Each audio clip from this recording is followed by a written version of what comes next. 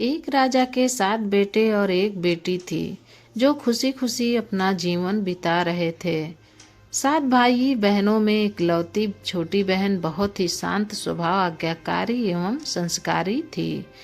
उनमें सबसे बड़े भाई का विवाह हो चुका था।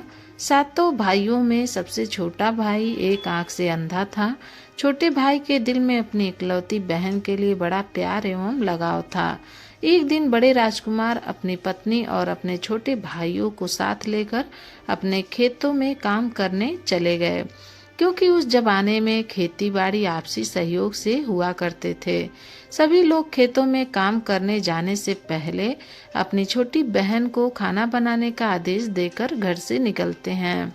सातों राजकुमार की बहन अकेले घर पर खुशी खुशी सबके लिए खाना बनाने के लिए जंगल से सरौटी साग को तोड़कर लाती है और बड़े प्यार से सरौटी साग की सब्जी बनाने से पहले बैठी सब्जी फल आदि काटने का औजार से साग को काटने लगती है। इसी दौरान वह अपनी उंगली भी काट बैठती है और रक्त की एक तेज धार निकलने लगती है, जिसमें उसका पूरा हाथ खून खून हो जाता है। तब राजकुमारी सोचने लगती है कि क्या करूं?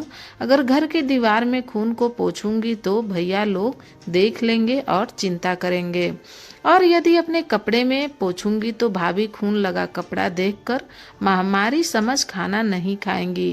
राजकुमारी इस डर से सब्जी पकाने वाले छत्ता साग में ही सारा खून को पोंछकर खून को बहने से रोकती है। फिर इस खून को लगे साग को सब्जी बनाती है। जब उसके सारे भाई और भाभी अपने खेतों से लौटते हैं तो छोटी बहन हमेशा की तरह सभी के लिए साफ थाली में खाना और मिट्टी के लोटे में पीने के लिए पानी देती है, और सभी एक साथ खाना खाते हैं और पके हुए साग को खाकर खाने की जमकर तारीफ करते हैं। और वे सब अपनी बहन से पूछते हैं कि बहन, तुम्हारे द्वारा बनाया हुआ यह साग बहुत बार खाए हैं, परंतु आज की बनी सब्जी का स्वाद बहुत ही अद्भुत लगा। बताओ ना कैसे और क्या क्या मिलाकर इतना स्वादिष्ट सब्जी बनाई हो। पहले तो राजकुमारी डर से सहम गई कि कहीं भाइयों को पता न चल जाए कि मेरे हाथ की उंगली कट गई है। फिर वह थोड़ा सोचकर बोलती है कि कुछ नहीं भैया, जैसा हमेशा की तरह सब्जी पकाती हूँ वैसे ही तो बनाई हूँ। राजकुमारी अगले दिन सातों भाइयों के अनुरोध पर फिर से एक बार वही छत्ता साग की सब्जी बनाती है, परंतु भाइयों को पिछले दिन के जैसा स्वाद नहीं मिलता। फिर ऐसा ही अनुरोध 3-4 बार हुआ, लेकिन खून लगे साग का स्वाद उनके मन मस्तिष्क से उतर ही नहीं रहा था। असलियत जानने की जिज्ञासावश सातों भाई और भाभी ने उससे फिर उस दिन के खाना बनाने का तरीका जानने का जिद करने लगे। मजबूरन राजकुमारी को सारी घटना बतानी पड़ी। सच्चाई मालूम होने पर पांचवा भाई, जो बहुत ही लालची किस्म का था, उसने बाकी भाइयों से कहा कि बहन का खून इतना स्वादिष्ट लगा तो इसका मांस कितना स्वादिष्ट होगा। यह बोलकर सभी भाइयों के बीच चर्चा करने लगता है। सबसे छोटे भाई को छोड़कर बाकी भाइयों ने राजकुमारी को मारकर उसका मांस खाने को राजी हो गए थे। मांस खाने की सोचकर उन सभी के मुंह से लार टपकने लगता है। भाइयों के मन में स्वादिष्ट खाना खाने के लिए वे कितना लालची बन गए, इसका आभास राजकुमारी को हो गया कि किस प्रकार उसके भाई उनकी मांस खाने की लालसा रखते हैं। एक दिन सातों भाई शिकार खेलने के बहाने राजकुमारी को लेकर घने जंगल में लेकर जाते हैं। वहां पूर्व से निर्मित 4 केद के वृक्षों पर बने मचान के नीचे पहुंचते हैं, जिस पर अपनी बहन को यह झूठ बोलकर चढ़ने के लिए बोलते हैं कि इस मचान पर जंगली जानवर तुम पर हमला नहीं कर सकेंगे। इस प्रकार सातों भाई अपने बहन को मचान पर बिठाकर अपना अपना धनुष लेकर शिकार करने का ढोंग करके चले जाते हैं। तब राजकुमारी को पूरा अभ्यास हो चुका था कि आज उसका आखिरी दिन है, लेकिन वह चाहती थी कि उनके भाइयों की इच्छा पूर्ण हो, इसलिए वह भी मचान पे जाकर बैठ जाती है। फिर सभी भाई केत के वृक्ष पर बने मचान से कुछ दूरी पर स्थित टोंगरी नामक यानी छोटा पहाड़ पर अपने अपने धनुष बाण के साथ पहुंचते हैं और एक चट्टान पर बारी बारी से अपने बाणों को तेज धार प्रदान करते हैं। टोंगरी के ऊपर सबसे पहले बड़ा भाई अपने तीर को चट्टान में धार करता है और अपनी बहन पर धनुष से निशाना लगाकर तीर छोड़ता है। तभी राजकुमारी पूरी बातों को समझ जाती है कि भाइयों का क्या इरादा है और अपनी मातृभाषा में गीत को गाने लगती है। बिंदु बिंदु दादा छाती ताइक ताइक, अर्थात जान से मारना ही है दादा साहब तो तीर को सीधे मेरे छाती में वार करो, उधर उधर क्यों चला रहे हो। फिर सभी भाई बारी बारी से अपने तीर की धार को तेज करते हैं और राजकुमारी पर निशाना लगाकर तीरों को छोड़ते हैं। 6 भाइयों का निशाना खाली जाता है और 7वां भाई जो सबसे छोटा था वह तीर चलाने से इनकार कर देता है, क्योंकि उसे अपनी बहन से बहुत ज्यादा लगाव था और धनुष चलाने में सातों राजकुमार से सबसे निपुण था।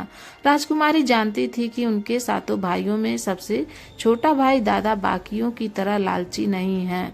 6 भाई छोटे भाई पर पूरा दबाव डालते हैं, आदेश देते हैं कि अगर वह तीर नहीं चलाएगा तो बहन की तरह उसे भी मार देंगे।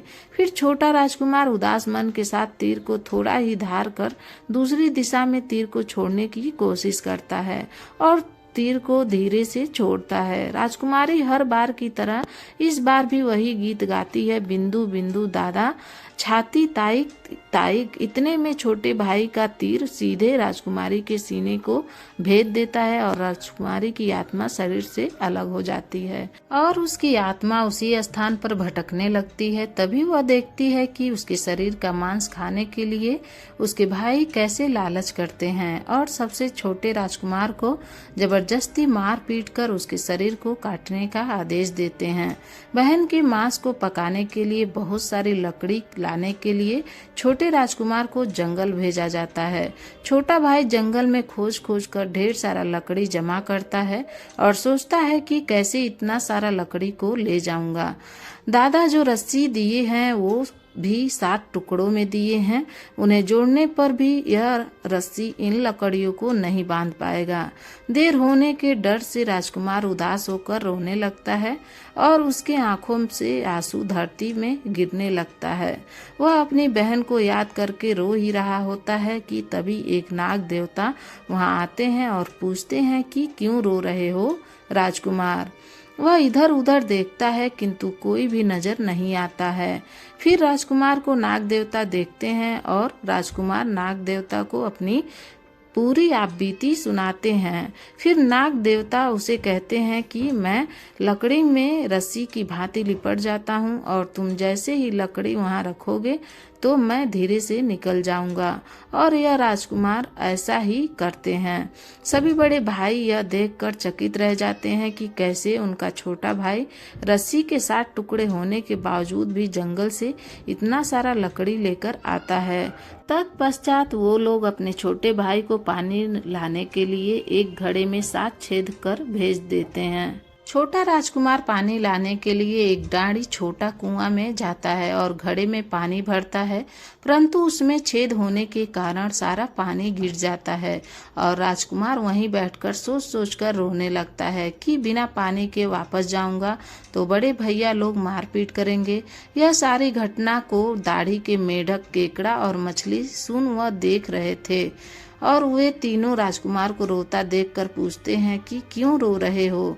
फिर राजकुमार उन्हें अपनी आपबीती को विस्तार में बतलाते हैं और कहते हैं कि मैं अपनी प्यारी बहन के शरीर का मांस कैसे खा सकता हूँ, नहीं खाऊंगा तो बड़े भैया लोग मारपीट करेंगे। तब मेढक कहता है कि तुम परेशान मत हो, हम सब मेढक घड़ा के छेद में चिपक जाते हैं। फिर मछली और केकड़ा बोलते हैं कि तुम हमें लेकर चलो, तुम्हारे भाई जब राजकुमारी के मांस को खाएंगे तब तुम मछली को खाना और जब वे हड्डी को खाएंगे तब तुम केकड़ा को खाना, बड़े भाइयों को शक नहीं होगा। फिर राजकुमार ने बिल्कुल वैसा ही किया जैसे केकड़े और मछली ने कहा था। रात को जब राजकुमारी का पका हुआ मांस को खाने को परोसा गया तब बड़े भाइयों से छुपाकर वह मांस को दीमक के टिलहे में डाल देता है और समय बीतने पर वहां बांस का एक बड़ा बुंदा झूड़ उगता है। इस घटना के वर्षों बाद एक भीख मांगने वाला जोगी उसी बसवंदा के पास से गुजर रहा था और वह सुंदर सुंदर बांस के बुंदा को देखकर सोचता है कि अगर इतने सुंदर बांस के केंद्रा बाग यंत्र बनाया जाए तो कितना सुरीला धुन निकलेगा। उसी क्षण बांस से यह आवाज आती है, ना काट काट रे जोगी तो लागे भैया रोपल बांस। जोगी फिर बांस को काटता है। जोगी इसी उद्देश्य से एक मोटा बांस का टुकड़ा काट कर ले जाता है कि इस बांस का आवाज इतना सुंदर है, यदि केंद्रा बनाएंगे तो कितना मधुर आवाज निकलेगा। और जोगी इस बात से एक सुंदर केंद्रा का निर्माण करता है। इस केंद्रा से इतनी मधुर ध्वनि निकलती है कि जोगी जहाँ जहाँ भी इसे बजाता है, इसके ध्वनि से लोग मंत्र मुग्ध हो जाते थे। एक दिन जोगी घूमते घूमते बड़े राजकुमार के घर पहुँचता है और अधिक धन के लालच में जोगी जोर जोर से केंद्रा बजाना शुरू करता है।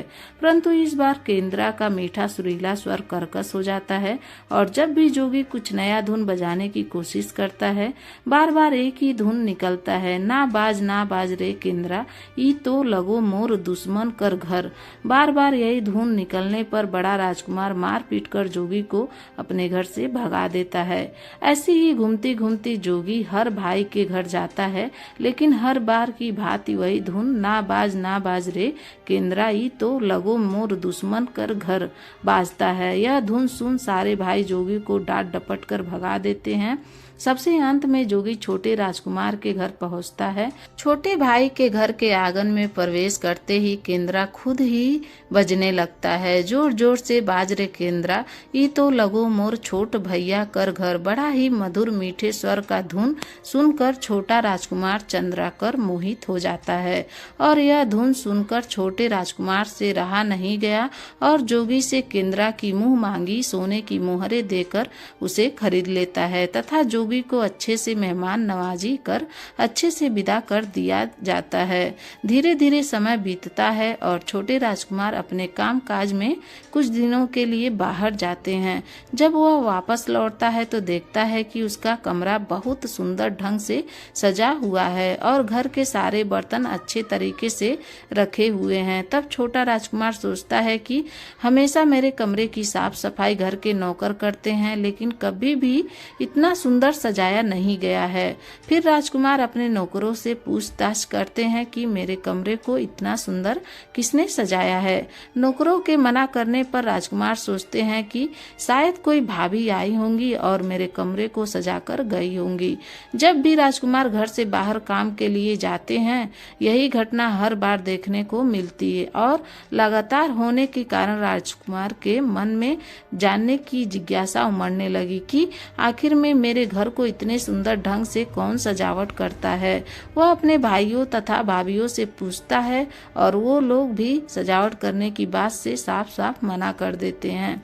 एक दिन राजकुमार सच्चाई पता लगाने के लिए किसी काम का बहाना कर बाहर जा रहे हैं बोलकर निकलते हैं और छुपकर पुनः वापस आकर अपने कमरे में रखे खजूर के गोल मोड़े हुए चटाई के अंदर छुप जाते हैं। कुछ समय इंतजार के बाद राजकुमार देखते हैं कि एक खूबसूरत सी लड़की केंद्रा से निकलकर कमरे के अंदर आती है और सारे काम कमरे की सफाई कर वापस उसी केंद्रा में समा जाती है।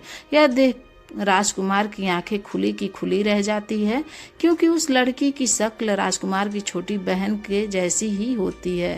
राजकुमार अगले दिन फिर से एक बार उसी प्रकार छुप जाते हैं और जैसे वह सुंदर लड़की पूरे कमरे की साफ सफाई का काम खत्म कर वापस केंद्रा में जाने वाली होती है, तभी छोटे राजकुमार उस लड़की का हाथ पकड़ लेते हैं और तुरंत केंद्रा को जला देते हैं, जिसके बाद वह लड़की हमेशा के लिए मानव रूप में परिवर्तित हो जाती है और दोनों भाई बहन खुशी खुशी अपना जीवन जीते हैं। आज भी हर गांव में आषाढ़ी पूजा के दिन बकरा कटता है और पूरे गांव के घरों में प्रसाद स्वरूप बकरा का मांस खाया जाता है और वहीं सतबैनी नामक पूजा स्थान पर वहीं सरौटी साग को चढ़ाया जाता है। यही वो जगह है जो सच्ची घटना पे प्राचीन समय की घटना है जिस पे आधारित है। ये कहानी आपको कैसी लगी?